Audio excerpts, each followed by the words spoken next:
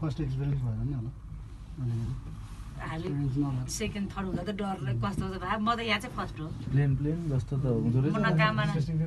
plain त ढुक्कै हुन्छ नि के ढुक्क हुने प्लेन त के त यस्तो त यतिको त हुँदैन क्या प्लेन त्यो यस्तो हुने चाहिँ के हो नि अनि त्यो त हुन्छ त्यहाँदेखि घन्टा त प्लेनमा अलिअलि त स्टेप चाहिँ उस्तै हो मनकामना चाहिँ अब त्यो स्टेप पनि रहेछ है सेफ्टी चाहिँ चाहिन्छ साथी बस यार तिमी के स्टेप नै